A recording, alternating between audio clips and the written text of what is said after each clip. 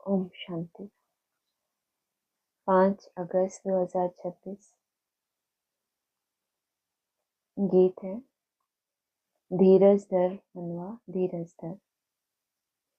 मीठे मीठे रूहानी बच्चों प्रति रूहानी बाप धीरज देते हैं। जैसे लौकिक बाप भी धैर्य देते हैं ना। कोई बीमार होता है तो उनको आथत देते हैं। तुम्हारी बीमारी के दिन, दुख के दिन बदलकर सुख के दिन आएंगे। रूहानी बाप बच्चों को धीरज दे रहे हैं। धीरज देना ही कब होता है? जब और कुछ नहीं कर सकते तो क्या बोलते हैं? धीरज दिलाते हैं ना कि वो और कुछ नहीं कर सकते उसके लिए। तो रूहानी बाप क्या नहीं कर सकते हमारे लिए? तो सर्वशक्तिमान है। किसी की बीमारी बहुत ज़्यादा होती है, इलाज भी चल रहा है, फिर भी उसको आराम नहीं है, तो उसको क्या बोला जाता है? ठीक हो जाएगा, धीरज धरो। क्यों? रूहानी बाप को बच्चों को धीरज देना पड़ता कि धीरज धरो।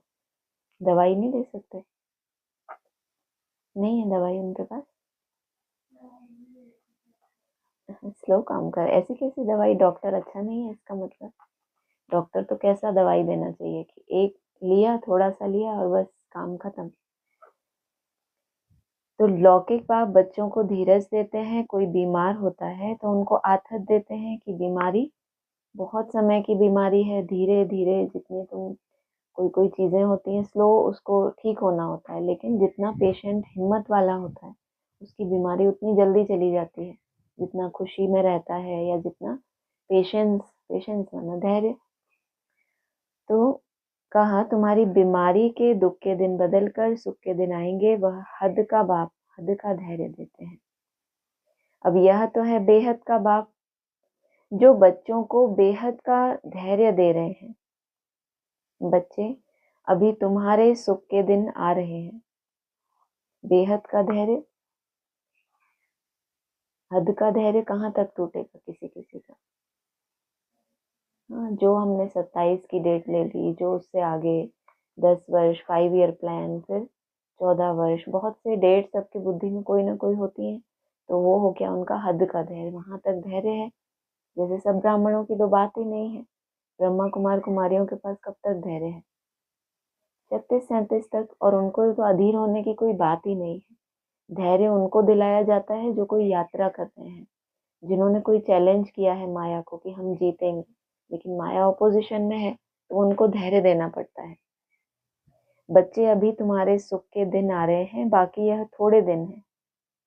अब तुम बाप की याद में रहे औरों को भी सिखलाओ। तुम भी शिव शक्तियां हो ना। शिव बाबा की शक्ति सेना फिर से प्रकट हुई है।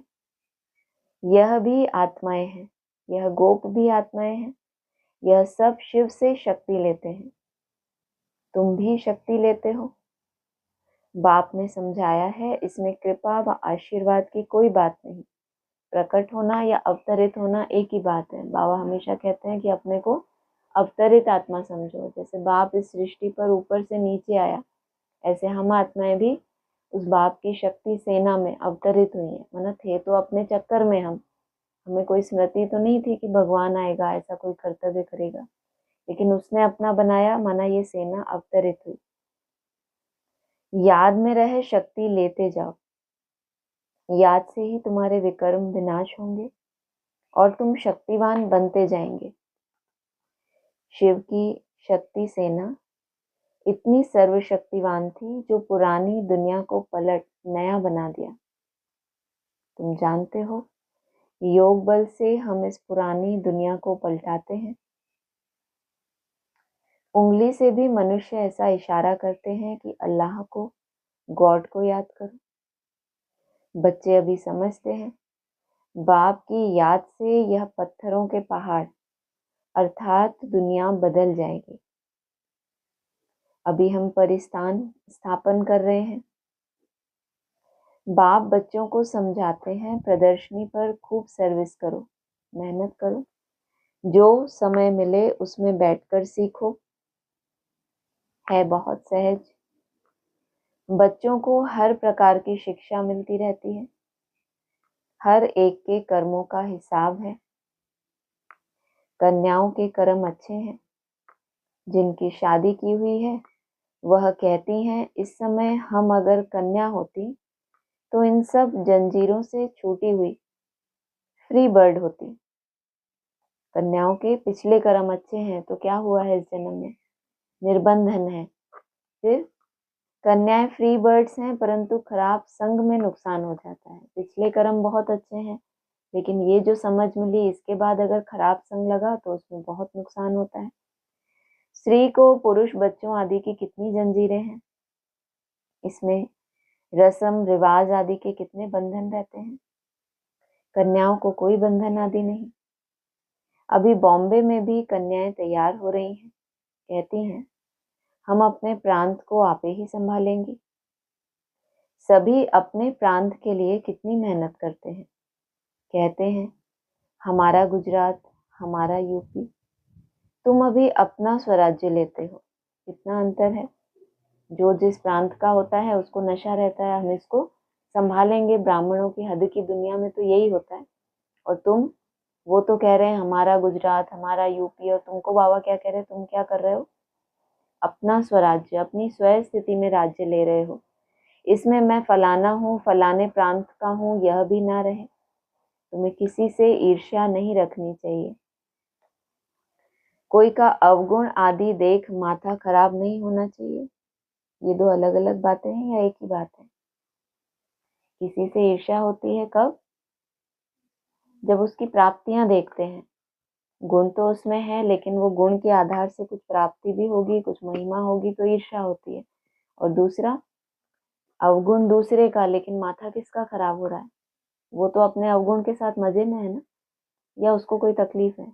अब आपको क्या पता तकलीफ है कि नहीं है, लेकिन माथा किसका खराब हो रहा है, देखने वाले का। अपने को देखना चाहिए, हमने कितनी आत्माओं को, बहनों भाइयों को सुख का रास्ता बताया। अगर रास्ता नहीं बताया तो वह कोई काम का नहीं, दिल पर चढ़ नहीं सकता। बाप दादा के दिल पर नहीं चढ़ा तो तख्त पर नहीं बैठ सकता। बाबा जानते हैं कोई कोई बच्चे को सर्विस का बहुत शौक है, जरा भी देह का अभिमान नहीं है। कोई कोई तो बड़ा अहंकार में रहते हैं, समझते हैं अपने ऊपर नहीं बाप पर कृपा की है। सेवा करते हैं तो क्या समझते हैं कि हमारा भाग्य बना, ऐसा नहीं। हमने क्या किया, हमने बाप के ऊपर कृपा की है। कभी भी किसके अवगुण को नहीं देखना चाहिए। फलाना ऐसा है, यह करते हैं। आजकल ऐसे सयाने भी हैं, आजकल ऐसे भी सयाने हैं जो एक दो की डिस सर्विस का गायन करते हैं। ये कैसे सयाने हैं, माना सयाने बाबा क्यों कह रहे हैं इनको। हाँ, बहुत युक्ति है इनके पास, सयाने हैं ऐसे नहीं सीधा सीधा। बाबा के सामने डिस सर्विस का गायन करते हैं लेकिन युक्ति है तो सयाने कहला रहे। फलाना यह करता है, ऐसा है। अरे तुम अपनी सर्विस करो। ब्राह्मण बच्चों का काम है सर्विस में लग जाना। बाप बैठा है, बाप के पास सब समाचार आते हैं, हर एक की अवस्था को बाप जानते हैं। सर्विस देख महिमा भी करते हैं। बच्चों में सर्विस का जोश आना चाहिए। हर एक को अपना कल्याण करना है इस रूहानी सर्विस से। ब्राह्मण तो समझते हैं हम सर्विस करते हैं तो दूसरों का कल्याण करते हैं। बाबा बार बार क्या कह रहे हैं, तुम अपनी सर्विस करो, अपनी सर्विस करो। अपनी सर्विस क्या, जो बाबा ने पीछे श्रीमत दी कि ऐसा मत करो, ऐसा मत करो, ये क्या है। दूसरों की सर्विस करते हैं तो उनको भी तो यही सिखाते हैं ना, भगवान को याद करो, ये ना करो, खान पान की ये करो। तो अपनी सर्विस कैसे करो कि बाबा ने ये मना किया है तो ये ना करो, और अपने आप को सिखाओ ये बात। हर एक को अपना कल्याण करना है रूहानी सर्विस से। वह धंधा आदि तो जन्म जन्मांतर करते आए, यह धंधा कोई विरला व्यापारी करे। बाप तरीका बहुत सहज समझाते हैं सर्विस का। कभी भी दूसरे की निंदा नहीं करो, ऐसे बहुत करते हैं। अच्छे अच्छे महारथियों को भी माया नाक से पकड़ लेती है। बाबा को याद नहीं किया तो माया पकड़ लेगी। बाप भी कहते हैं ना, मुझे साधारण तन में आया हुआ देख पहचान नहीं सकते। जब अर्जुन को विराट रूप दिखाया तो कैसा हो गया? हर बात क्या बोला उसने? हाँ, और फिर करिष्ये वचनम तव, अब जैसा आप कहेंगे वही मैं करूंगा। पहले क्यों नहीं माना? इतनी देर माथा मारा। तो साधारण रूप देखा उसने, जब विराट स्वरूप देख लिया तो करिष्ये वचनम तव। तो कहा बाबा को भी राय देते हैं ऐसे ऐसे करना चाहिए। अवस्था ऐसी है जो बाबा थोड़ा भी ऐसे करेंगे, बोला है ना, भ्रुकुटी विलास सृष्टि लय हुई। भ्रुकुटी भी थोड़ी तान दी, अगर थोड़ा भी इनको इशारा ऐसा दे दिया तो क्या बन जाते हैं? फिर ट्रेटर बन जाएंगे। बाबा को भी अपनी मत भेज देते हैं। कहावत है ना, क्या कहावत है इसके लिए? बाबा एडवांस में बहुत बोलते थे ये। हाँ, चूहे को मिली हल्दी की गांठ तो क्या बन गया? पंसारी बन के बैठ गया। यह नहीं समझते कि हम डिससर्विस करते हैं। भूलें तो बहुतों से होती रहती हैं, लेकिन बड़ी भूल क्या बताई अभी मुरली में? भूलें तो बहुतों से होती हैं, लेकिन अरे यही तो सिखा रहे हैं पूरी मुरली में, कितनी बार बोल दिया। उसका बखान करना, उसका गायन करना, दूसरों का अवगुण देखना, ये बहुत बड़ी डिससर्विस है। कभी अवस्था ऊंच कभी नीच, यह चलता आया है। हर एक अपनी अवस्था का देखे। ईमानदार बच्चे अपनी अवस्था झट बतलाते हैं। ये है ईमानदारी, कि आप हर समय किसको चेक करते रहो? स्वयं को। कोई तो अपनी भूलें छिपा लेते हैं। इसमें बड़ा निरहंकारीपना चाहिए। जिनसे स्नेह होता है तो क्या किया जाता है? माँ बाप होते हैं, बच्चों का बच्चों से बहुत स्नेह होता है, तो मोह होता है, स्नेह तो नहीं कहो। स्नेह हो तो उसके उत्थान के लिए क्या करेंगे? उसकी गलती पे उसको टोकेंगे, उसकी गलती को सामने रखेंगे, और नहीं तो क्या करेंगे? छुपाते रहेंगे कि ये बच जाए। तो ऐसे ही खुद के लिए भी अपनी भूलें छिपाते हैं, माना अपने से मोह है। स्नेह होता, शुद्ध स्नेह होता, आत्मिक स्नेह होता तो क्या चाहते कि आत्मा का किस बात में कल्याण है वो करूं मैं। सर्विस को बढ़ाने में लग जाना चाहिए। हमेशा यह ख्याल रहना चाहिए, जैसे कर्म हम करेंगे हमको देख और करेंगे। मैं किसी की निंदा करूंगा तो और भी करने लग पड़ेंगे। ऐसा क्यों? मैं निंदा करूंगा तो कोई मुझे देख के वो भी निंदा करेगा, क्योंकि निंदा किसी के कान में तो करोगे ना, या कांच के सामने जाके निंदा करोगे? ये ऐसा है, वो ऐसा है, कोई तो मिलेगा तुमको। तो उसको क्या मिल गया? उसके मन में भी जब किसी के लिए निंदा आएगी तो वो कहाँ जाएगा? तुम्हारे पास आएगा या और कहीं जाएगा? तो तुम करोगे किसी से तो उसके बदले में तुमको भी सुनना पड़े, वो भी करने लग पड़ेंगे। बहुतों को यह ख्याल नहीं आता है। बाप समझाते हैं तुम अपनी सर्विस में लग जाओ, नहीं तो बहुत पछताएंगे। दुश्मन भी बहुत बनते हैं। तुम अभी शूद्र से ट्रांसफर हो, ब्रह्मा मुख वंशावली ब्राह्मण हो गए। जिनमें 5 विकार हैं वह है आसुरी संप्रदाय। तुम हो दैवी संप्रदाय। तुम देवता बनने के लिए विकारों पर विजय पा रहे हो। देवताएं तो यहाँ है नहीं, देवताएं होंगे सतयुग में। तुम अभी दैवी संप्रदाय बन रहे हो। तुम बच्चों को अभी समझाने के लिए चांस मिलते हैं। प्रदर्शनी में समझाते रहो। प्रदर्शनी मेले में हर एक की नब्ज का पता पड़ जाता है। प्रोजेक्टर में तो किसको समझा नहीं सकेंगे, सम्मुख समझाने से ही समझ सकेंगे। प्रदर्शनी मेला अच्छी चीज है, उसमें लिख भी सकते हैं। प्रदर्शनी मेले का शौक होना चाहिए। रेगुलर पढ़ने से ही नशा चढ़ेगा। बांधेली हो तो घर में रहते बाप को याद करती रहो तो विकर्म विनाश हो जाएंगे। घर में बैठे भी याद करना अच्छा है, परंतु याद करना यह बच्चों के लिए बड़ी मुश्किल बात हो गई है। क्यों ऐसा हो गई है? मतलब पहले नहीं थी इतनी मुश्किल, लेकिन अभी क्या हो गया? जितना उस याद का रिफाइन स्वरूप होता है तो धीरे धीरे क्या महसूस होने लगा कि इस याद को उतना, पहले तो चार्ट कैसे कैसे रखते थे, जब अव्यक्त स्थिति का चार्ट रखते थे कहाँ कहाँ तक पहुंचते थे? 14 घंटे 16 घंटे कर पाते थे ना। अभी कोई बोले आपको 14 घंटे, तो डर जाओगे कि नहीं डर जाओगे? हालत खराब हो जाएगी। पहले तो नियम भी थे कि 12 घंटे चार्ट नहीं है तो क्या सजा मिलती थी कि आप क्लास में नहीं जा सकते 12 घंटे। अब के 12 घंटे कैसे हैं? और तब के 12 घंटे मुरली सुन ली तो भी आपने भर लिया चार्ट, 1 घंटा हमने अटेंशन देके मुरली सुनी, कोई इधर उधर का चिंतन नहीं है, बाबा की दृष्टि ले ली या कुछ भी, गीत सुन लिया, सब कुछ क्या था हमारा? चार्ट। तो अभी अगर आपको ऐसा चांस मिल जाए तो कितना कर लोगे? अव्यक्त स्थिति 18 तो आराम से कर लोगे, क्योंकि करने ये तो बहुत आसान हो गया ना। तो बच्चों के लिए याद करना, यह बच्चों के लिए बड़ी मुश्किल बात हो गई है। बाप जिससे 21 जन्म का वर्षा मिलता है उनको याद नहीं करते। अच्छे अच्छे भाषण करने वाले महारथी भी बाप को याद नहीं करते। ना सवेरे उठ सकते हैं, उठते हैं तो बैठने से झुटके खाते हैं। याद करने के लिए सवेरे का ही टाइम अच्छा है। इतना अच्छा दूसरों को भाषण सुनाया तो खुद नहीं सुना क्या? कान बंद करके सुना। लेकिन क्या होता है, अभ्यास हो जाता है मन का।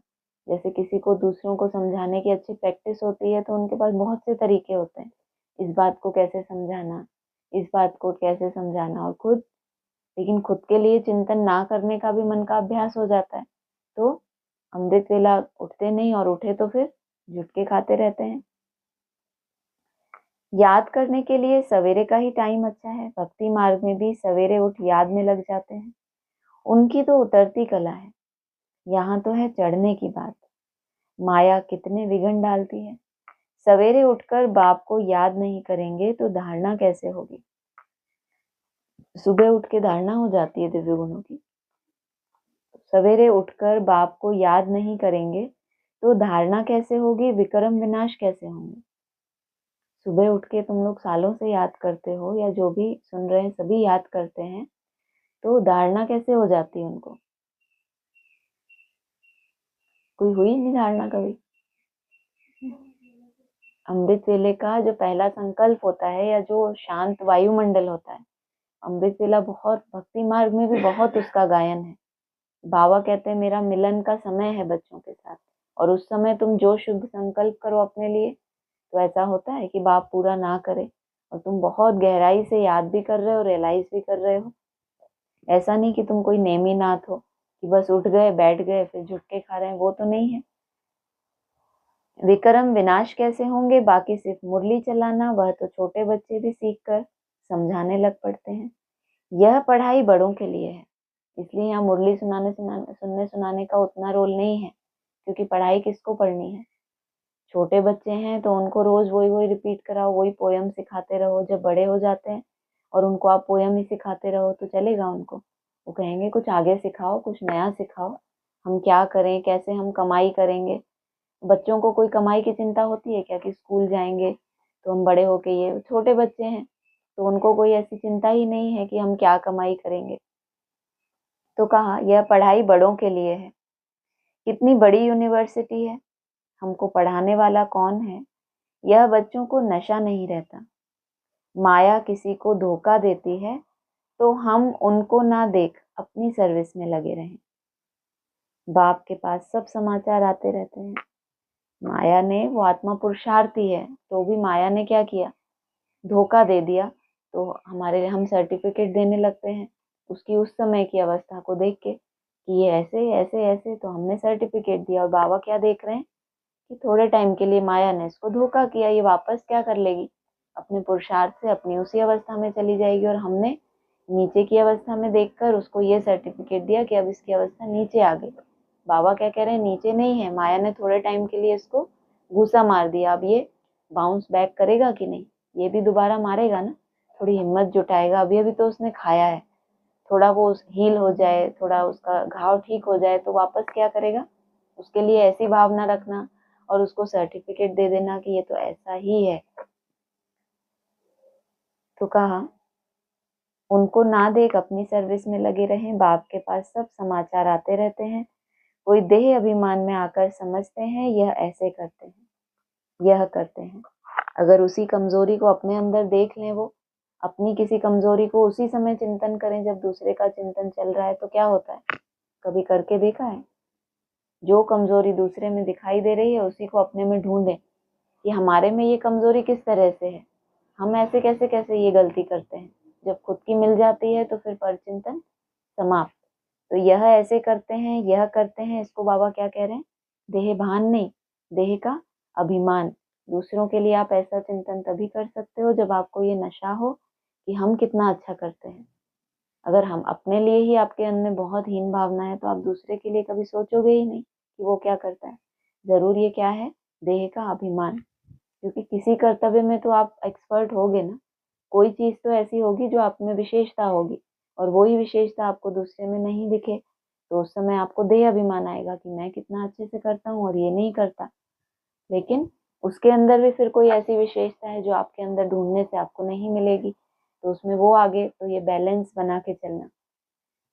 औरों को ही निंदा करते टाइम वेस्ट करते हैं, तुम्हारा काम है सर्विस में रहना।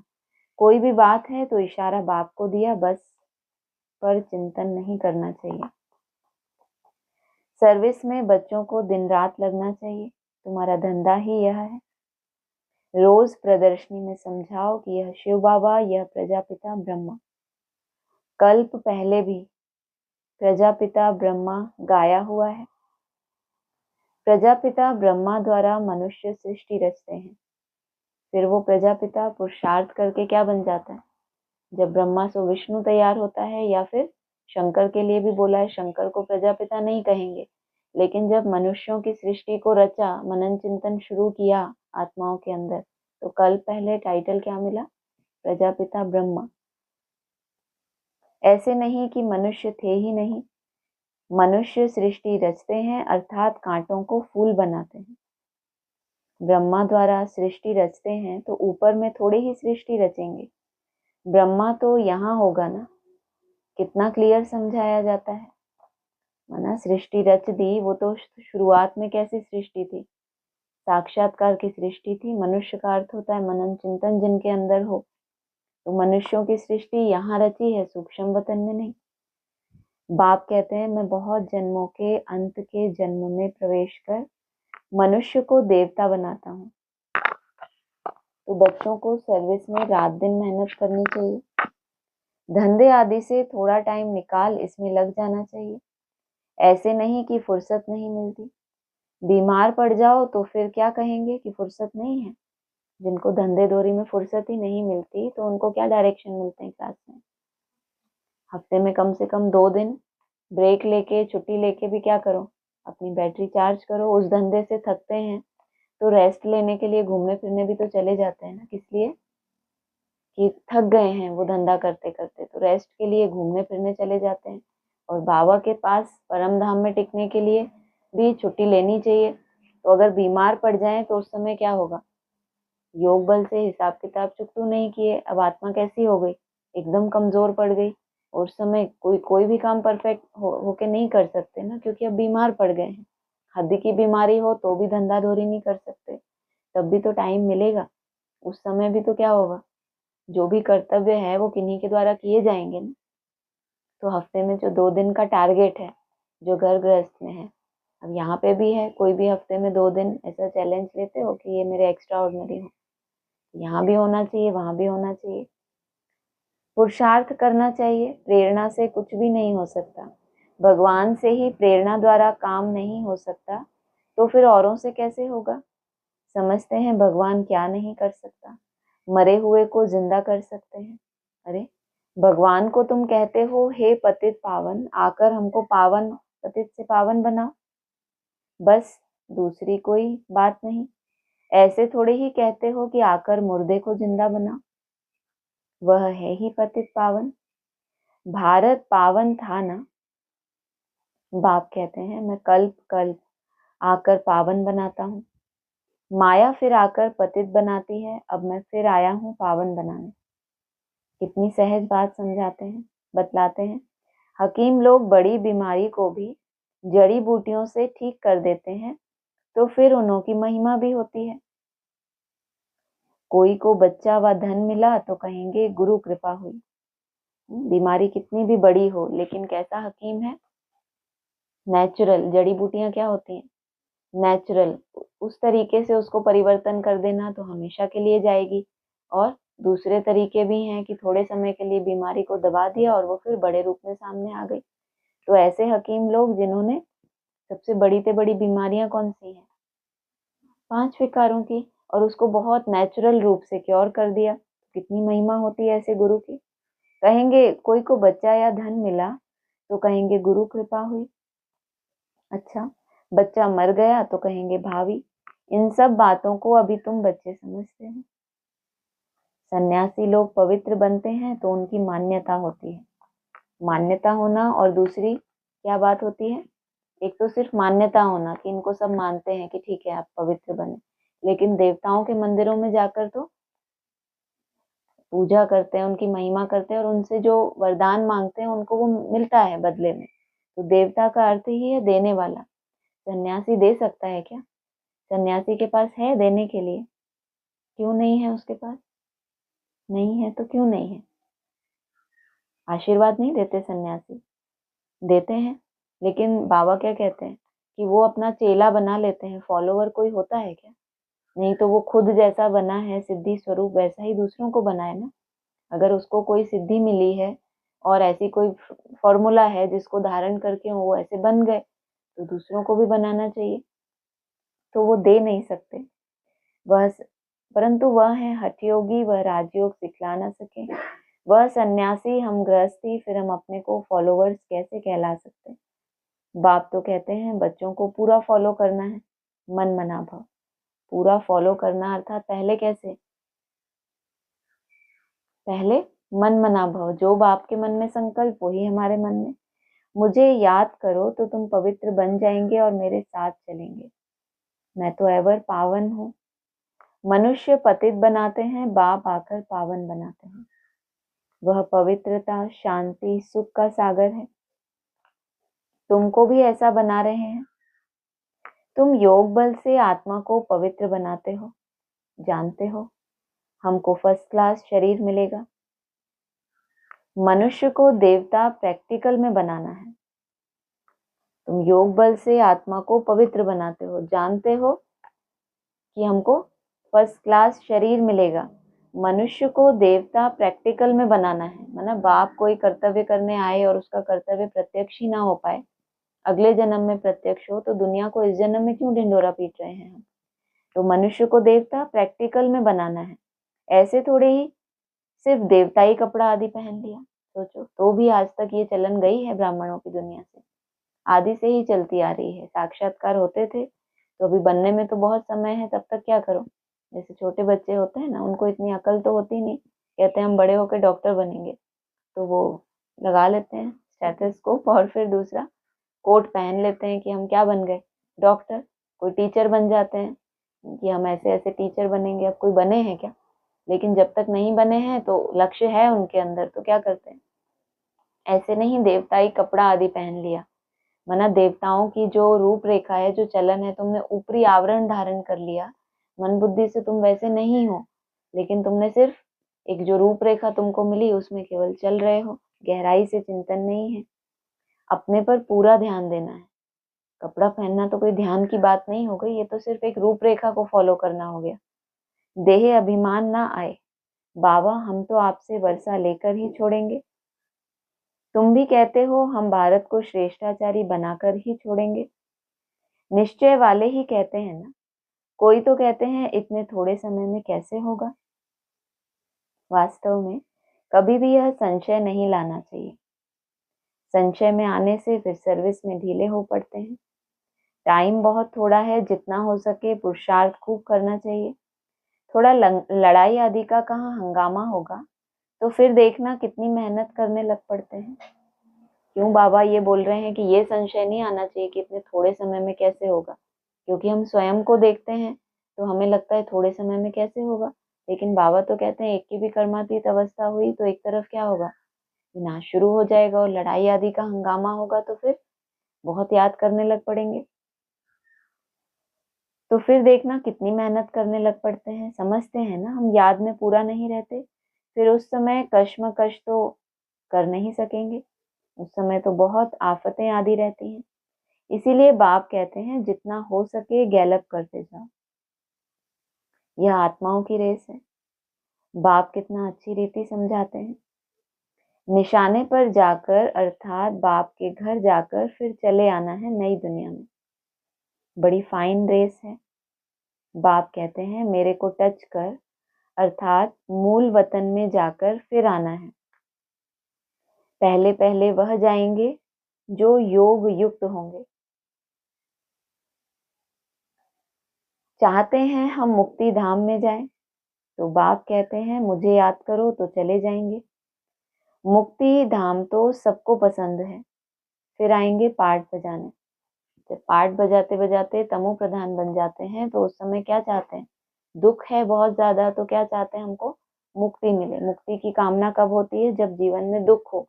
एक है मुक्ति और दूसरा है मोक्ष। मोक्ष किसको मिलता नहीं? इसका मतलब मोक्ष दुख के कारण नहीं है। मोक्ष अर्थात जन्म मरण से परे हो गया। मुक्ति के लिए तो क्या बताया?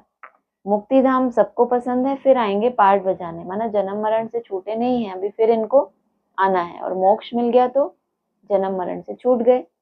ईश्वरीय हिस्ट्री ज्योग्राफी में मोक्ष का अक्षर है नहीं। कहाँ है ये अक्षर? सन्यासियों की हिस्ट्री में है। 1 सेकंड में तुमको जीवन मुक्ति मिलती है, बाकी सब मुक्त हो जाएंगे। रावण राज्य से मुक्त होना ही है, क्योंकि सब रावण राज्य में है तो उनको मुक्त होना है। जो ईश्वरीय राज्य में है उसमें मोक्ष का अक्षर ही नहीं होता। ऐसा क्यों बोला? ईश्वरीय राज्य में मोक्ष, क्योंकि ईश्वरीय राज्य है ना। जब स्वर्ग में पहुंचे तब उससे ऊपर की कल्पना की कि हम वैकुंठ जाएंगे। वैकुंठ तो स्वयं ही क्या है? ईश्वरीय राज्य। तो वहां क्यों मोक्ष की कामना करेंगे?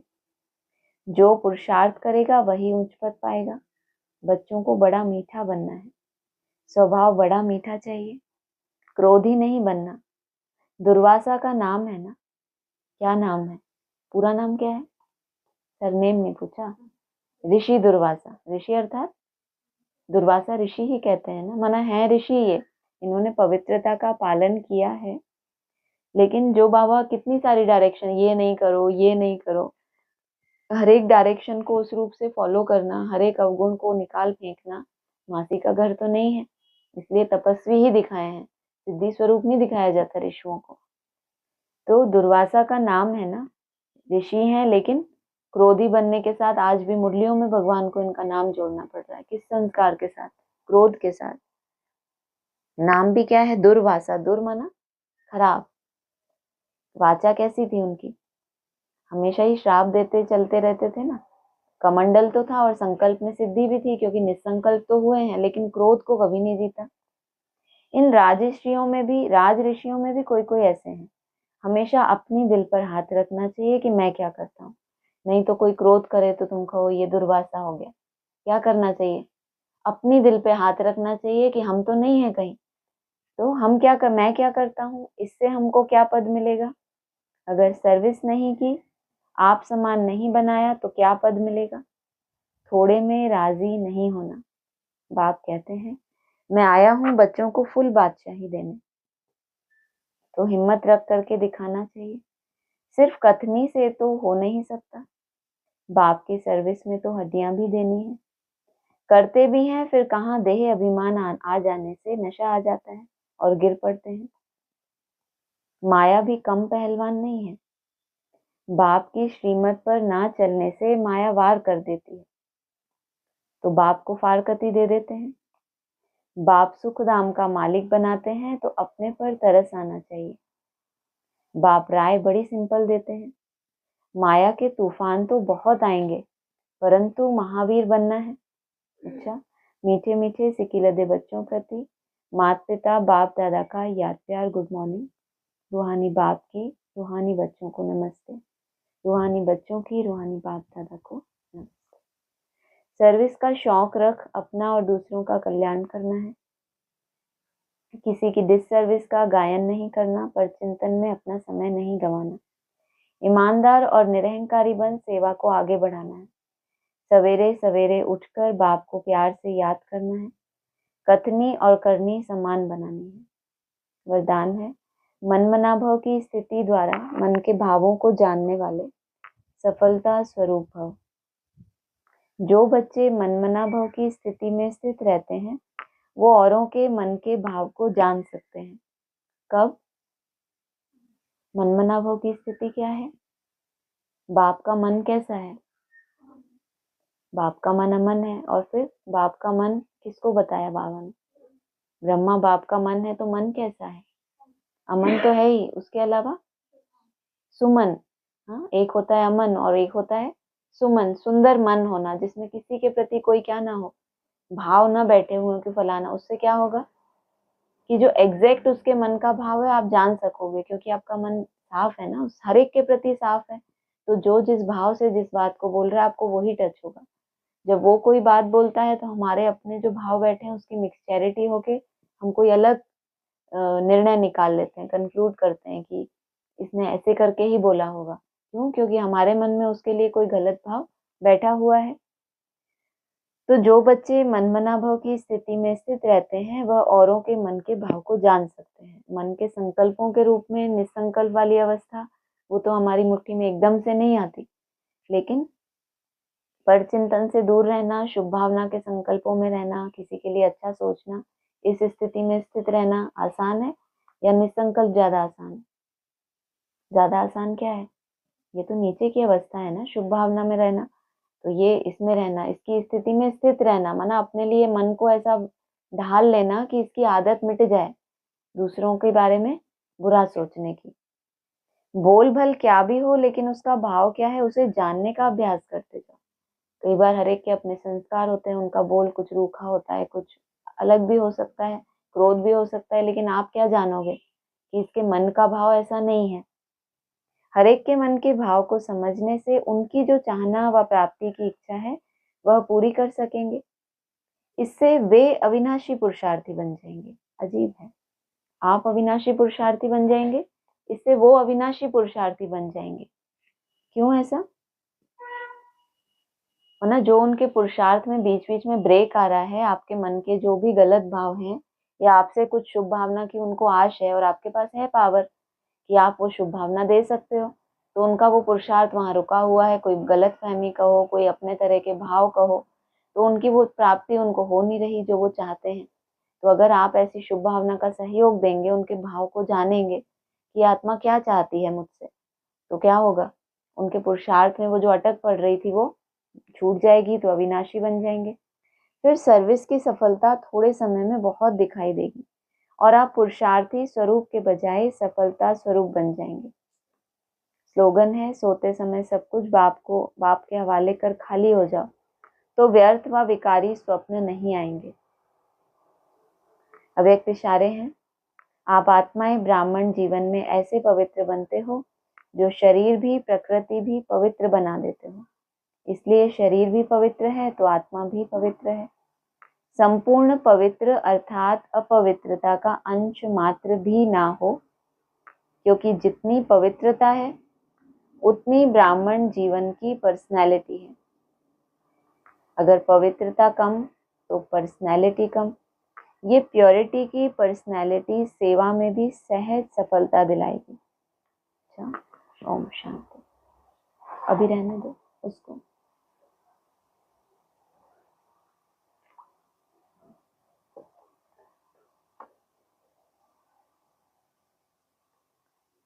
साकार मुरली पॉइंट्स हैं।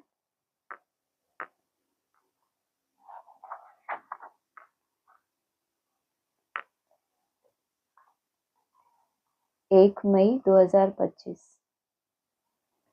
बाप एक ही बार मिलते हैं जब शरीर का लोन लेते हैं, तो ऐसे बाप के साथ कितना प्यार से चलना चाहिए। बाबा को उछल आई ना, ओहो, बाबा विश्व का मालिक बनाते हैं, फिर यह धन माल क्या करेंगे, छोड़ो सब। जैसे पागल होते हैं ना, सब कहने लगे इनको बैठे बैठे क्या हुआ। इसकी बात बताई, ब्रह्मा बाबा की बात बताई कि उनको कैसे उछल आई। उछल आई तो क्या किया, धन माल क्या करेंगे, इतना धन हो किसी के पास, इतना। बाबा तो कहते हैं तुम तो गरीब हो, गरीबों के लिए सहज होता है, लेकिन अगर कल्पना करो आपके पास करोड़ों की धन संपत्ति हो, तो सब छोड़ छाड़ के पागलों की तरह आ जाते, ऐसे बन जाते, तो कितनी बड़ी बात हो गई। धंधा आदि सब छोड़कर आ गए। खुशी का पारा चढ़ गया। साक्षात्कार होने लगे, राजाई मिलनी है, परंतु कैसे मिलेगी, क्या होगा, यह कुछ भी पता नहीं। तो यही तो होता है, शुरुआत में साक्षात्कार हुए तो नशा चढ़ गया, तो एकदम पागलों की तरह हो गए। जैसे पागल होते हैं तो क्या होते हैं, अपनी चीजों की परवाह करते हैं, कहीं भी चले जाते हैं, कैसे भी घूमते रहते हैं, तो ऐसे नशा चढ़ गया। लेकिन आगे क्या बताया, राजाई तो मिलेगी, लेकिन कैसे मिलेगी, क्या होगा आगे और क्या करना पड़ेगा। साक्षात्कार हुए, उसमें अपनी तो कोई कमाल नहीं है ना, साक्षात्कार तो कराए कराने वाले ने। ये जो ज्ञान है ये भी क्या है, ज्ञान के नए नए पॉइंट्स आपको मिलते हैं। बाबा कहते हैं मुरली में, समझ को ही साक्षात्कार कहा जाता है। कितनी भी आपको सुंदर सुंदर समझ मिले तो भी कैसे होगा, क्या करना पड़ेगा, मेरी आत्मा कहाँ कितनी परतों से ढकी हुई है, अभी आगे मैं उसके ऊपर क्या टेंशन दे रहा हूँ, मुझे कितना टाइम लगेगा, इसलिए तुमको बेहद का धैर्य देते हैं। दूसरों के साथ अपनी यात्रा को तुम टैली नहीं कर सकते। यहाँ भी भले समझ के साक्षात्कार हो जाए, लेकिन कैसे मिलेगी, क्या होगा राजाई, यह कुछ भी पता नहीं, बस मिलना है। उस खुशी में सब छोड़ दिया। फिर धीरे धीरे नॉलेज मिलती रहती है। धीरे धीरे चलो तो क्या हो, तुम्हारा धैर्य ना टूटे। तुम्हारा धैर्य अगर तुमने बांधा होता 76, 2000, फिर 18, फिर 27, 31, 34, तो वो तो कहीं ना कहीं टूटेगा ना। लेकिन बाबा क्या कह रहे हैं, धीरे धीरे नॉलेज मिलती रहती है, नहीं तो तुम छोड़ दोगे। अगर जैसे बोला ना, थोड़ा मिक्स करके सुनाते हैं, युक्ति से हो जाएगा। लेकिन अगर तुमको धीरे धीरे ना दे, एकदम से तुमको अपना टॉप मोस्ट लक्ष्य बता दें, तो तुम क्या बोलोगे, हाथ खड़े करोगे ना कि ये तो हमसे कभी भी नहीं हो पाएगा। क्योंकि तुम अभी को देख रहे हो, तो तुम कभी डिसाइड कर रहे हो कि ये कभी नहीं हो पाएगा, तो अभी को क्यों देखना। बाबा ने कहा ना कि ये संशय नहीं आना चाहिए। कौन सा संशय, इतने थोड़े समय में कैसे होगा, इसका मतलब बाप सर्वशक्तिमान नहीं है। अगर एक आत्मा भी, कोई फॉर्मूला होता है ना, जब साइंटिस्ट होते हैं कोई इन्वेंशन करते हैं तो उनको सालों लगते हैं। जैसे कोई भी स्थूल साइंस का साधन है, जैसे ये फोन है, इसको इन्वेंट करने में जिसने भी किया होगा उसको कितना समय लगा होगा। एक बार इन्वेंशन हो गई तो बच्चा भी ऑपरेट कर लेता है ना आजकल। तो एक ने भी अगर वो फॉर्मूला अपने जीवन में सिद्ध कर लिया कि ऐसे ऐसे ऐसे ऐसे करने से ऐसे एकाग्रता बनती है, तो बहुतों को क्या मिलेगी, राहत। तो जब शुरुआत की थी ये नई यात्रा की, तो उसमें आपने अपने लिए कुछ कुछ विधियां अपनाई कि ऐसे विधि से हम करते हैं तो हमारा समय सफल होता है। तो आज अपने आप में कुछ तो पाया है। आप कह सकते हो कि जैसे मैथमेटिक्स होता है ना, उसमें आपको इक्वेशन मिलती है कि इनको टैली करो कि ऐसा करने से ऐसा होगा। तो जब वो प्रूव हो जाती है तो खुश होते हैं बच्चे, क्योंकि बहुत दिमाग लगाना पड़ता है ऐसे ये कैसे होगा।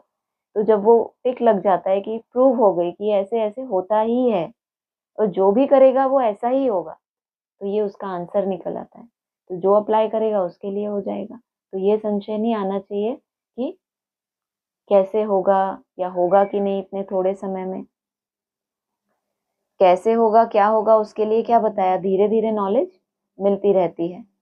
अगला है इसी मुरली का, अभी ही कहते हैं सर्व का सदगति दाता एक राम। जब माला फेरते हैं तो फेरते फेरते जब फूल आता है तो उनको राम क्या है आंखों पर लगाते हैं। किनकी बात आई, सबका सदगति दाता राम। राम को सारी दुनिया मानती है, मानता है सारा विश्व दुनिया। सर्व का सदगति दाता माना जिन आत्माओं से नई सृष्टि की शुरुआत हुई है वो सभी आत्माएं कैसी हैं। बाबा ने राम की परिभाषा क्या बताई है, रम्यते योगिनो यस्मिन इति राम। वो है राम जो योगियों के हृदय में रमण करे। कोई योगी हो, उसके मुख से राम बाप की ग्लानि सुने तो कहलाएगा कि योगी कभी भी था। कभी ऐसा हो सकता है कि वो बाप गुप्त रहा हो, जब बोला है वंडरफुल पार्ट बोल दिया एक तरफ, तुम तो समझ भी ना सको इतना वंडरफुल। और राम शिव बाबा को कहा जाता है, ये भी मुरली का पॉइंट है। और रम्यते योगिनो यस्मिन इति राम, वो तभी राम है तुम्हारे लिए अगर तुम योगी बने, तो तुम उसके एक्चुअल स्वरूप को, वो कैसे रमण करता है, वो कैसे नई दुनिया का फाउंडेशन डालता है किसी मन बुद्धि में। वैसे तो ये ब्रेन भी क्या है, एक धरनी है कहा जाता है। इसमें जो भी संकल्प का बीज डालेंगे तो वो फल देता है। तो ऐसे बाप ने, राम बाप ने वो कहाँ डाला बीज, तुम बच्चों को बाप दादा ने नई दुनिया की सौगात दी, तो पहले कहाँ दी जाती है, मन बुद्धि में। तो सर्व का सदगति दाता, माना जिनकी सदगति की बाप ने, वो सबकी बुद्धि में ये है कि हमारी सदगति कहाँ से हुई। जो समझ हमें राम बाप से मिली, जो अनुभूतियां मिली, जो फॉर्मूला मिला, ये जो हम बातें करते हैं 8 घंटा, ये सब बातें तो मुरली में हैं, लेकिन हमें ये सिखाया किसने, करके किसने दिखाया। 3 घंटा 45 मिनट पहले ये बोला 1 घंटा तुम बाप के सामने बैठे रहो। आज भी रिपीट करते हैं ना, पहले पहले 84 मिनट। तो ये बाबा ने 2019 में कहा था कि तुम 1 घंटा आके बैठ जाओ बाप के सामने, बस, और कोई संकल्प ना आए। तो ये यात्रा हमको किसने सिखाई। फिर आगे बढ़े तो 3 घंटा 45 मिनट, फिर 8 घंटा। एक मुरली में बाबा ने ये भी बोला है कि जब आधी सीढ़ी चढ़ जाएंगे तो यात्रा कितनी होगी। सारे दिन में घंटे कितने होते हैं, 24 घंटे। और अगर आधी सीढ़ी आप चढ़ गए हो तो कहाँ तक पहुंचोगे, 12 घंटे तक। तो ये क्लैरिफिकेशन भी कहाँ से मिला। तो जो भी अभी रिसर्च में छोटे छोटे पॉइंट्स आते हैं, हमारी यात्रा को क्लियर करते हैं। वो यात्रा तो बहुत पहले बाप ने उसको क्या किया, मन अपने खुद प्रैक्टिकल करके उसको सिद्ध किया है। लेकिन वो योगियों के हृदय में रमण करता है, वो प्रैक्टिकल में दिखने वाली चीज नहीं है। तो कहा उनको राम कह आंखों पर लगाते हैं, जपना है एक फूल को, बाकी है उनकी पवित्र रचना। जब फूल आता है तब उसको राम कह देते हैं। उस समय तो फूल की समझ ही नहीं थी ना, ऊंच से ऊंच शिव बाबा, फिर ब्रह्मा विष्णु शंकर। तो उस फूल को भी आंखों पे रखते हैं तो राम बाप का रिगार्ड कम हो जाता है क्या। योगियों की बुद्धि से वो रिगार्ड कभी कम ही नहीं होता। तो फूल को आंखों पे रखते हैं और कहते क्या है। हाँ, ये परिचय भी कहाँ से मिला हमको, राम बाप ने दिया। जपना है एक फूल को, बाकी है उनकी पवित्र रचना। माला को तुम अच्छी रीति जान गए हो। जो बाप के साथ सर्विस करते हैं उनकी यह माला है। बाप की सर्विस क्या है, प्रदर्शनी करना। बाप की सर्विस क्या है, किस सेवा के लिए आते हैं यहाँ, पतितों को पावन बनाने। तो जो बच्चे बाप के साथ उनकी सर्विस में मददगार बनते हैं, पहले खुद पावन बने, फिर अपने अनुभव से दूसरों को भी वो, मान लो अभी बताया ना, कोई फॉर्मूला आपने सिद्ध कर लिया कि मेरे अंदर भी ये अवगुण था, लेकिन मैंने ऐसे ऐसे ऐसे ऐसे किया तो अब नहीं है। तो अब आप किसी को बोलोगे और वो करे और उसके जीवन में भी परिवर्तन हो जाए तो आपका भाग्य बना कि नहीं। आपने जीवन में कोई परिवर्तन ही नहीं किया, आप ज्ञान ही सुनाते रहे, तो दूसरे का परिवर्तन होगा। ज्ञान तो वो कहीं से भी सुन लेगा।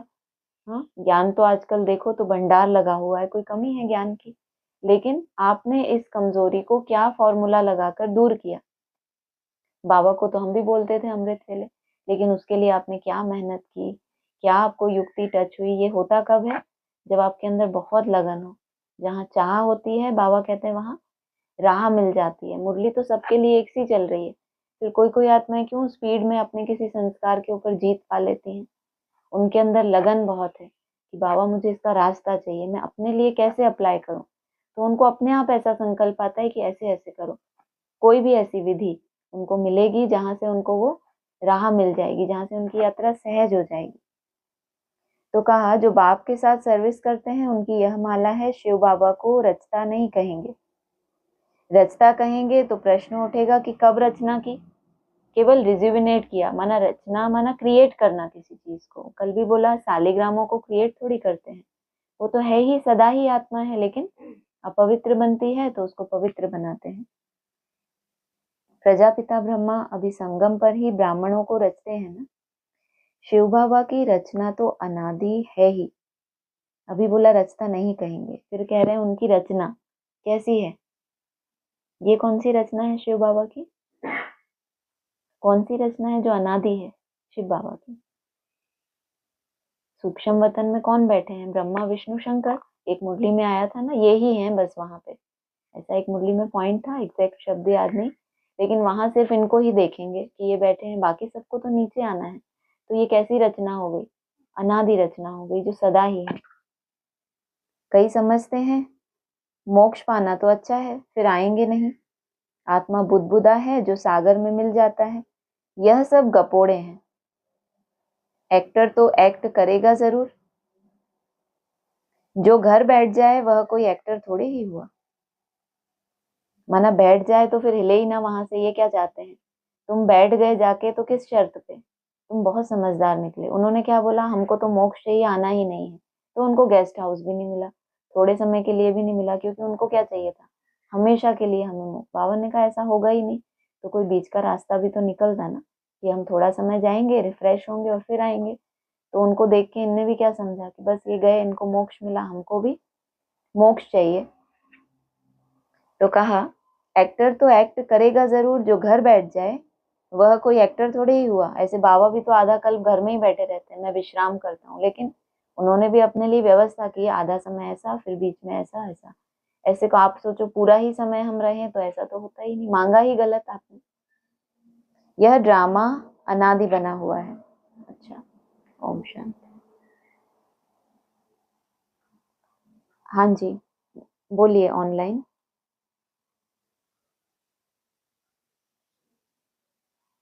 ओम शांति। ओम शांति। अ, ये जो आज दुर्वासा ऋषि की बात हुई, ये क्वेश्चन है।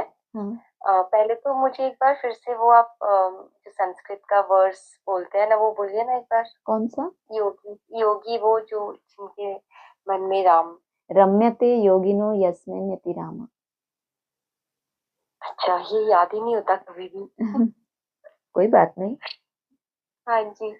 अम, तो ये जो बाबा कहते हैं, तो उसमें ऑलवेज जब भी क्रोध की जब भी बात समझाते हैं, तो हमेशा दुर्वासा ऋषि का एग्जाम्पल देते हैं। आज भी दिया अभी जो आपने बोला।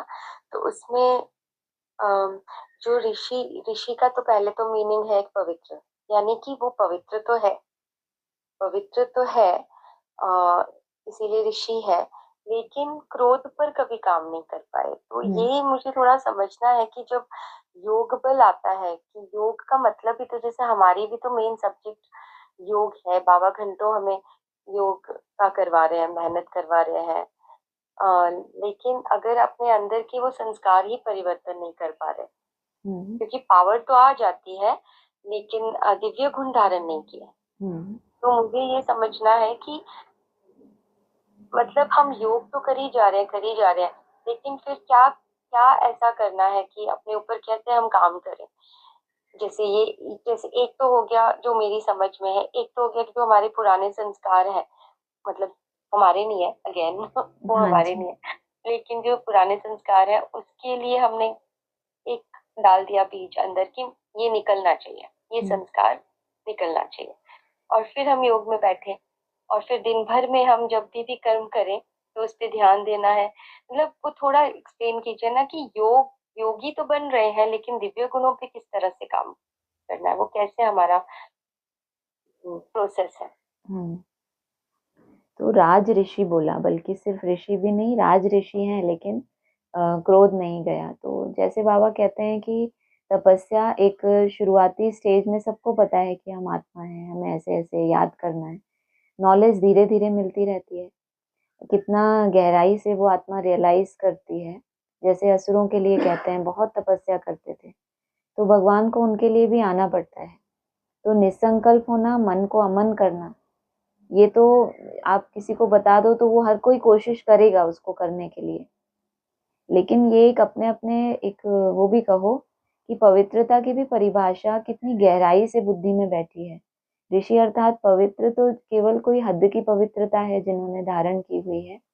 जैसे हम बात करते हैं कि हद के सन्यासी हमारे ब्राह्मणों की दुनिया में है, उन्होंने जितनी पवित्रता की परिभाषा समझी है, उन्होंने वहां तक पवित्रता को धारण किया।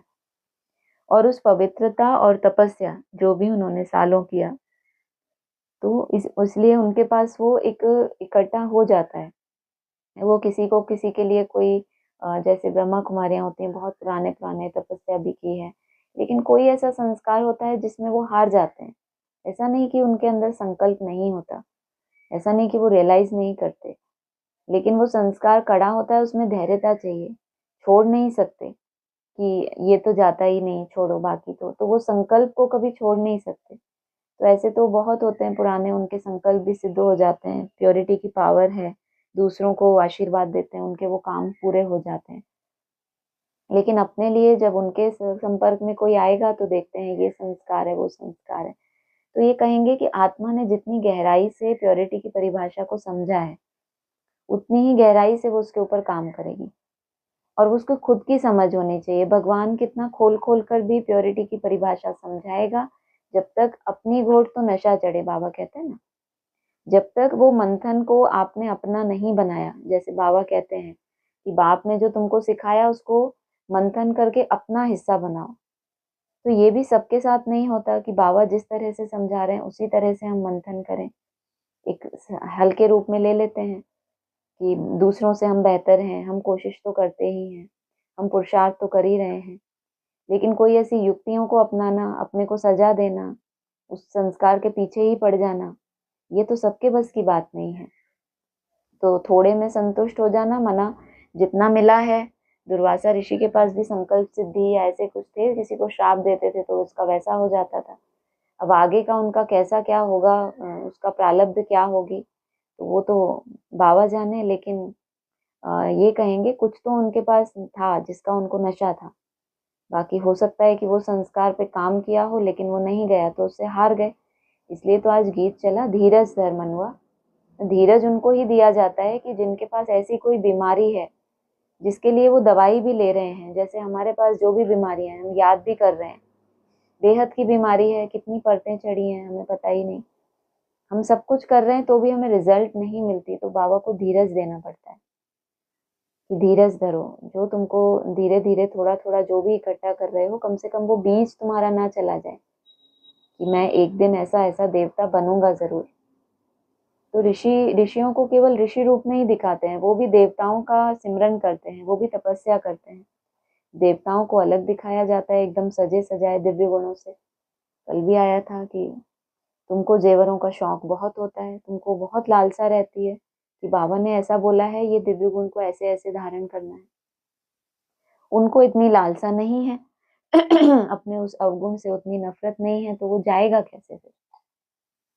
हाँ जी, क्लियर हुआ कुछ? हाँ जी, हाँ जी, हुआ हुआ। ठीक है। यानी रियलाइजेशन, बेसिकली रियलाइजेशन, अपने अंदर को रियलाइज देख भी पाना, करने के बाद धैर्यता भी चाहिए ना, धैर्यता। कि बहुत समय लगता है या जब वो संस्कार रिपीट होता है तो हम हारे ना। या क्रोध अगर आ भी जाता है, एक छोटा सा एग्जांपल, जैसे आपसे क्रोध हो गया तो ऐसा तो नहीं है कि बाबा ने युक्ति नहीं बताई। आपसे क्रोध हो गया तो आप माफी मांगो जिसके प्रति आपका क्रोध हुआ है, तो उसका उसकी शुभ भावना आपको मिलेगी कि चलो ये कम से कम कोशिश तो कर रहा है ना कि क्रोध ना आए। लेकिन उसको आ गया, माया ने उसको गिरा दिया। अगर आप झुकना भी नहीं चाहते तो वो संस्कार तो आपका फिर रिपीट होने वाला है। आप कितना भी सोचो कि अब मैं दिन भर बहुत तपस्या करूंगा, ये मेरा हिसाब किताब चुकतू हो जाए, जिसके प्रति आपसे गलती हुई है उसकी शुभ भावना तो चाहिए ही चाहिए। उसके बिना नहीं होगा। आप कितना भी एकांत में बैठ लो, कितने भी आप भूखे रहो, उससे नहीं होगा। जहां आपने चोट लगाई है वहां से भी शुभ भावना चाहिए आपको। तो ये सब युक्तियां हैं, ये देवताओं को बहुत शौक होता है ऐसे ऐसे युक्तियों से हम अपना उत्थान करें। असुरों को लगता है बस हम बहुत तपस्या करें, बहुत तपस्या करें, सब हो जाएगा, सब हो जाएगा। होता कुछ भी नहीं। वरदान भी भगवान से ऐसा ही कुछ मांगते हैं जिसमें उनका स्वार्थ होता है। हाँ जी। हाँ जी, अच्छा, क्लियर हुआ। हाँ जी। और ये जो आपने कहा कि बाबा कहते हैं अपनी, ये उसी उसी का ये हुआ ना, जो बार बार बाबा कहते हैं अपनी खोट तो नशा चढ़े। हाँ जी। जो आपने कहा ना कि बाबा ने तो सिखाया है कि मंथन करो अपने आप से बैठकर, तो ये फिर वही हुआ ना, हम्म। अपनी घोट तो नशा चढ़े। इसका क्या मीनिंग हुआ, अपनी घोट तो नशा चढ़े? आज बार बार बाबा कह रहे थे ना, तुम दूसरों का चिंतन मत करो, अपनी सर्विस में लग जाओ। बार बार ये बोला, जबकि हम सर्विस का मतलब तो यही समझते हैं कि दूसरों को संदेश देना। वो सर्विस तो सबकी एक जैसी है। लेकिन बाबा ने कहा तुम अपनी रूहानी सर्विस में लग जाओ। है ना, अपनी सर्विस माना ये जो बाबा मना कर रहे हैं बार बार कि किसी को माया गिराती है, कोई कैसा करता है, उसके ऊपर तुम्हारा ध्यान नहीं जाए, तुम अपना उत्थान करो। अब उत्थान की एक ही विधि है, बाबा को याद करना, अपने को देखना कि हमसे कोई भूलें तो नहीं होती। अपनी गोड तो नशा चढ़े का मतलब है कि किसी दूसरे का कितना भी सुंदर किया हुआ मंथन हो, वो आपको दिमाग रूप से अच्छा लग सकता है कि हाँ भाई बहुत अच्छी बात बोली। लेकिन जब आप उसको अपने जीवन में अप्लाई करेंगे, अपने लिए चिंतन करेंगे कि मुझे किस जगह पर इस महावाक्य की जरूरत पड़ती है, या रोज की पढ़ाई में कोई कोई बच्चे इतने अटेंटिव होते हैं कि उनको लगता है आज की मुरली में ये जो मिला है, ये भूल मुझसे कहाँ किस संबंध संपर्क में आने पे होती है, कहाँ कहाँ मैं फेल होता हूँ, वहां पर मुझे आज ऐसा करके देखना है कि होता है कि नहीं होता। तो इसको कहेंगे ये अपना घोट रहे हैं। बाबा तो मुरली चला के पूरा हो गया, क्लास तो खत्म हो गया, लेकिन ये बच्चे खुद ही अपना होमवर्क ले लेते हैं कि आज हम इस चीज के ऊपर काम करेंगे, आज ये ऐसे करके देखेंगे कैसे होता है। चाहे वो किसी भी तरह की माया का रूप हो, किसी के पास क्रोध है, किसी के पास गलत भावना है या बोल से गलती होती है, किसी के पास अलबेलापन है, तो जिसके पास जो भी है वो अपने अपनी घोटते हैं। मुरली तो चल गई, एक मंथन जो हो रहा है मुरली का, जो हम डिस्कस कर रहे हैं, वो तो सभी सुन रहे हैं, लेकिन जब तक आप अपने लाइफ में उसको यूज नहीं करेंगे, आपको बस वो एक अच्छा सत्संग जैसा लगेगा कि बहुत अच्छा सुनाया, बाकी आपके जीवन में उसका रोल नहीं है, तो आप दूसरों का क्या कल्याण करेंगे? आपके पास है ही नहीं वो चीज। तो नशा चढ़ता है तब जब हमारे जीवन में हमें भी सफलता मिलती है। अभी तक तो मुरली में सुनते थे कि याद से विकर्म विनाश होते हैं, तुम्हारी इंद्रियां शीतल हो जाएंगी। जब वो होने लगता है तो हमें खुशी होती है कि हमारी जीवन में भी ये पॉइंट अप्लाई हो गया। हाँ जी। हाँ जी, हाँ जी। मतलब थोड़ी सी भी प्रोग्रेस अगर हमें दिख रही है अपने में, तो वो फिर अपना नशा ही तो है ना, कि बिल्कुल। हम आगे को और ज्यादा हाँ। फिनिश कर सकते हैं अपने तो फिर संस्कार को। ज्ञान सुनाने की दरकार नहीं ना। बाबा कहते हैं तुम्हारा 2 मिनट का सिर्फ तुमने बता दिया कि ऐसे ऐसे हमने फॉर्मूला अप्लाई किया, ऐसे ऐसे हमने मेहनत की, ऐसे ऐसे अटेंशन रखा और हमें सफलता मिली, जबकि ये संस्कार बिल्कुल कड़ा था, नहीं निकलता था। तो दूसरों को भी उमंग आता है कि हम भी ऐसा करें, तो दूसरों को भी आप समान बना लिया, तो बाप के कर्तव्य में आपने भी सहयोग किया। हाँ जी। जी। तो जैसे ज्वाला रूप वाला जो बाबा सिखाते हैं, एकदम निसंकल्प वाला जो हम करते हैं, उसमें कहते हैं कि विकर्म विनाश, और अब ये जो संस्कार है वो पुराने संस्कार पर से, हम्म। तो वो, वो कैसे, उसका एग्जैक्टली बताइए। अभी तो समझ में आया जो भी आपने बोला, हाँ जी। वो समझ में आया, पर इसमें और कुछ है क्या? हाँ। कैसे बोलते हैं ना, वो ज्वाला रूपी याद में वो भस्म हो जाते हैं, हाँ। तो उसका। आपके मन को जब निसंकल्प अवस्था होती है तो आपका मन जो हर समय संकल्पों में रहता है, जैसे नींद में चले जाते हैं तो शरीर की सारी थकावट दूर हो जाती है, ऐसे जब ज्वाला रूप अवस्था होती है तो मन की सारा उसका थकान दूर हो जाती है, एक नई एनर्जी उसमें आती है। तो जो भी पुरानापन है उसमें संकल्पों के रूप में है, अपनी कमजोरियां हैं, अलबेलापन है, मन में पावर आती है, तो हम जो भी उसको संकल्प देते हैं, बुद्धि उसको जो भी संकल्प देती है कि ये ऐसा होना चाहिए, जैसे भाई साहब कई बार बताते हैं, सुबह आपने संकल्प किया कि आज इतना इतना ऐसे ऐसे चार्ट करना है मुझे, और वो हो जाए, इसका मतलब आपका मन मन को भी ये कॉन्फिडेंस आ गया, क्योंकि वो ज्वाला स्वरूप में टिकने लगा, तो वो उसमें पावर आ गई, उसको अपने ऊपर निश्चय बढ़ा कि ये अवस्था है तो मैं कोई भी धारणा को कर सकता हूँ, प्रैक्टिकल अपना जीवन ऐसा बना सकता हूँ। और विक्रम विनाश माना कि जो भी हमारे जो भी संस्कार होते हैं, जिनको जो जब रिपीट होते हैं तो हमारा पाप बन जाता है। जैसे क्रोध का ही ले लो, क्रोध का संस्कार जितनी बार रिपीट होता है तो हमारा पाप बनता है।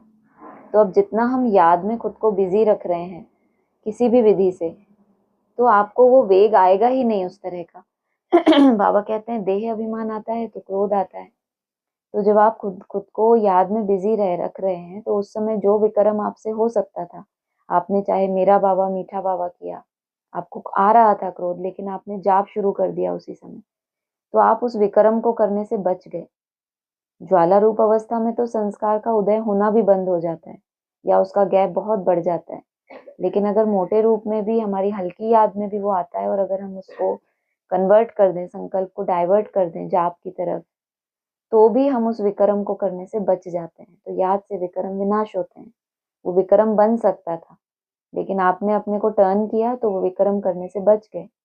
और ज्वाला रूप अवस्था में आपका मन जितना निसंकल्प होता जाता है, उसमें वो संस्कार पुराने रिपीट ही नहीं होते, तो हम कहते हैं कि भस्म हो गए। हाँ जी। हाँ जी, हाँ जी, समझ आया अच्छे से। जी। अम, इसीलिए जब तक ये बात अनुभव भी होती है कि जब बहुत अच्छा सा ये चल रहा होता है हमारा योग में, हमारी वो हम्म। पावर जैसे भरती जाती है, ऐसा फील होता है क्योंकि ये कहते हैं ना, बाबा ने भी समझाया कि जब तक मन नहीं चाहेगा, कोई भी कर्मेंद्रियों के द्वारा सुख नहीं ले सकते, हम्म। क्योंकि मन, मेन मन ही है। हाँ जी। तो जब मन पे ही कंट्रोल हो गया तो फिर यू नो बहुत सारे विकर्म करने से हम बच भी जाते हाँ, हैं, या गलतियां करने से भी बच जाते हैं। बाबा कहते हैं ना, आपको संकल्प ही वो आएगा जो श्रीमत है। कल भी बात हुई थी इसके ऊपर कि आपको संकल्प ही नहीं आएगा कोई और श्रीमत, आपको सोचना नहीं पड़ेगा ये श्रीमत है कि नहीं। आपने स्वयं स्थिति को इतना कायम कर लिया, जो भी संकल्प आएगा वो श्रीमत के अनुकूल ही होगा। बाकी व्यर्थ और ये सब तो बात ही नहीं है, इतना आगे चल के वो पावरफुल होगा। हाँ जी।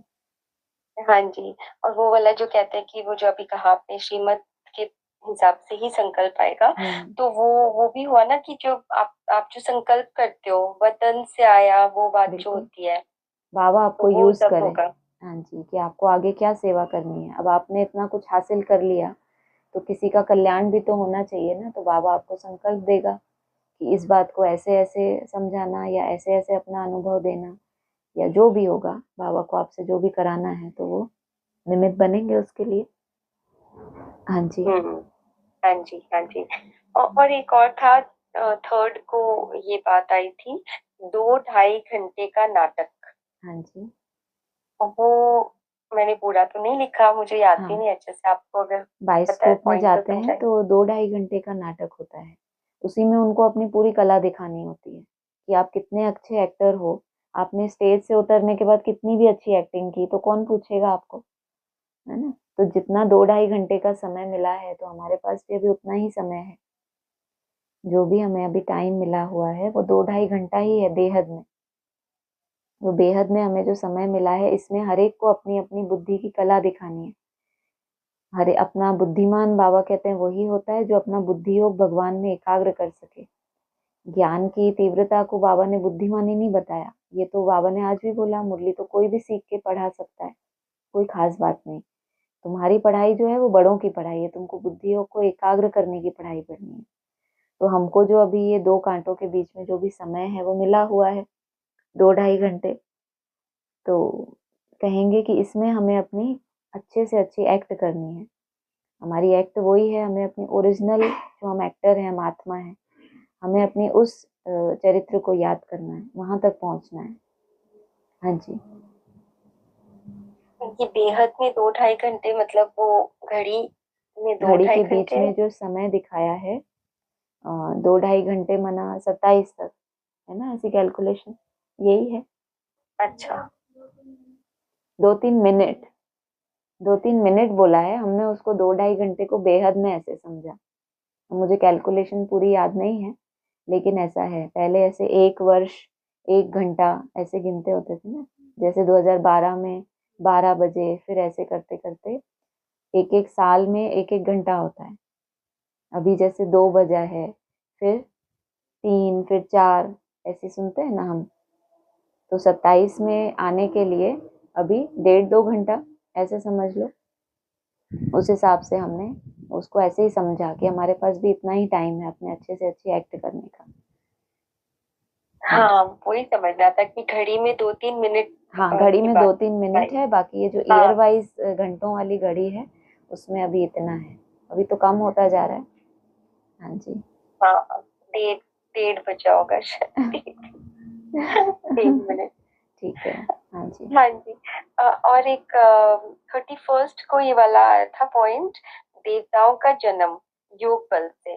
तो आपने एक्सप्लेन किया था, यहाँ प्रत्यक्षता रूपी जन्म होता है, और असुर पहले प्रत्यक्ष होते हैं, क्योंकि वो गर्भ महल में नहीं होते हैं। क्योंकि देवताएं तो गर्भ महल में होते हैं, तो उनको तो प्रत्यक्ष होने की कोई जल्दी होती नहीं है। तो असुर जो है वो गर्भ महल में नहीं होते। तो ये थोड़ा सा माना समझना उनको है। गुप्त रहना मुसीबत लगती है, उनको ताक रहती है कि हम जल्दी प्रत्यक्ष हो जाएं। 27 आने वाला है, बहुतों को बताते हैं भगवान आया है, सुनाते हैं कि जल्दी पहचान लो, जल्दी पहचान लो। अभी तक तो ऐसा सुना नहीं कि भगवान को जल्दी पड़ी हो, लेकिन इन भगवानों को बहुत जल्दी रहती है कि समय बहुत कम है, आप जल्दी हमको पहचान लो। तो ये इनकी बात है। अंडरग्राउंड रहना, तपस्या में गुप्त रहना, हमको कोई ना जाने। भारत का प्राचीन योग गुप्त होता है, गुप्त ज्ञान योग का यहाँ गायन है। अब ये भारतवासी है ही नहीं, ये दूसरे दूसरे धर्म की आत्माएं हैं तो इनको जल्दी होती है कि हम प्रत्यक्ष हो जाएं। बाकी गर्भ में तो जब जितना परिपक्व गर्भ काल होता है बच्चा उतना हेल्दी होता है। आजकल तो ऑपरेट कर देते हैं, बाबा कहते हैं ना, पेट फाड़ के बाहर निकल आते हैं, माता को भी दुख, खुद भी दुखी, इसको कहते हैं। ये कोई नेचुरल तरीका तो नहीं हो गया। तो ऐसे प्रत्यक्ष होते हैं वो, सबके बुद्धि रूपी पेट को फाड़ के, कि ऐसा ऐसा उनको समझ देते हैं कि ये हमको पहचान ले किसी तरह से। हाँ जी, तो उनका वो परिपक्वता तो है नहीं उनमें, जो तपस्या करनी थी गुप्त रहकर वो तो हो नहीं पाई। तो अपना अपना मादा है, हर एक आत्मा की अपनी अपनी प्यास है, संगम पर पूरी होती है। हाँ जी, फॉलोअर्स मिल जाते हैं उनको, थोड़ी महिमा मिल जाती है, बस बहुत हो गया। हाँ जी। हाँ मतलब जो बच्चे, वो यहाँ पे भी होता ही है ना, सात बिल्कुल महीने में आ जाए तो वो लोग वीक रहते हैं बिल्कुल कहीं ना कहीं। बिल्कुल। ओके, तो ये उसके साथ ही मैच कर सकते हैं। हाँ, ये वही बच्चे हैं। हम्म। और जैसे देवताओं की बात करें कि मतलब तो वही धैर्यता हम्म। सबसे बड़ा गुण गुण जो बताया है कि धैर्यता भी जितना क्या, वो जितना। गर्भ जो उनको आनंद भी तो दे रहा है ना। हाँ, धैर्यता आनंद तो भी उन्होंने देता पहले बहुत धारण की जब तक उनको वो अंडरग्राउंड रहना मुसीबत लगती थी, लेकिन अब तो उनको वो गर्भ गुप्त रहना, अंडरग्राउंड रहने में मजा आता है, क्योंकि ज्ञान की इतनी गहराई बुद्धि में बैठ गई ना कि एक्चुअल ज्ञान है क्या। मैं और मेरा बाप दूसरा ना कोई, पहले समझते थे ऐसी कोई बड़ी प्रत्यक्षता होगी तो फिर ऐसे करो वैसे करो। अब तो सार में ही आ गए ना कि हमें जाना कहाँ है, अपने घर जाना है हमें, और हमें घर में जाकर रहना है। तो दुनिया से क्या लेना देना, इससे तो डिस्कनेक्ट हो जाना है। तो अब यात्रा ही चेंज हो गई, दिशा ही बदल गई। हाँ जी। है। हाँ जी, हाँ जी। और एक लास्ट है टाइम, हाँ जी। 5 मिनट। हाँ जी। फर्स्ट को आया था प्रालब्ध मिल गई, फिर ज्ञान की क्या दरकार। जैसे कहा ना, परंपरा ये ज्ञान परंपरा क्यों नहीं चलता। हम्म। प्रालब्ध मतलब जब प्रालब्ध मिल गई तो फिर उसकी दरकार नहीं है। इसको यहाँ कैसे लेंगे। जैसे बाबा ने बोला है कि दूसरे धर्मों के जो शास्त्र होते हैं वो परंपरा से चलते आते हैं, वो समाप्त नहीं होते। लेकिन गीता के लिए ऐसा नहीं बोला। क्यों? क्योंकि जो देवताओं के लिए ज्ञान सुनाया था, धारण करके वो वैसे बन गए। मान लो कि आपके जीवन में मुरलियों का पूरा सार आ जाए, तो फिर आपको दरकार है मुरली की। आप जहाँ बैठोगे आपका जीवन खुद ही एक मुरली का साकार स्वरूप हो गया। आपने उस गीता ज्ञान को धारण कर लिया तो कितने अनुभवी बन गए आप। अनुभव का हमने मतलब भी समझा, पूरा जीवन जीने के बाद लास्ट में जो हाथ में आए सार, जो आपका जीवन है, फिर वही दूसरों के लिए समझ है। तो जो देवताओं के चित्र हैं वो स्वयं ही वो प्रैक्टिकल ज्ञान के स्वरूप बन गए। दूसरे धर्म वाले ज्ञान को धारण ही नहीं पूरा कर पाते, ऐसे बन ही नहीं पाते, वो अकेले ही होते हैं धर्म पिता। और ये आते हैं देवताएं अपनी पूरी राजधानी के साथ, उनकी पूरी राजधानी भी वैसी बन गई, तो अब ज्ञान किसको सुनाए बैठ के। हर कोई वैसा बन गया, यथा राजा तथा प्रजा। यहाँ परंपरा की दरकार ही नहीं, यहाँ धारणा करने वाली आत्माएं हैं। दूसरे धर्मों में केवल फॉलोअर्स बनाने होते हैं, इतने फॉलोअर हो जाएं तो राजा ही मिले, तो वहां पर उनको वो ज्ञान चलाना पड़ता है, क्योंकि धारण नहीं कर पाते। तो कम से कम सुनते तो रहें, तो पाप कर्म नहीं बनेंगे ज्यादा। हाँ जी। अच्छा, जी समझ आया। हो गया। ठीक है। ओम ओम शांति। हाँ शांति। जी। ओम शांति।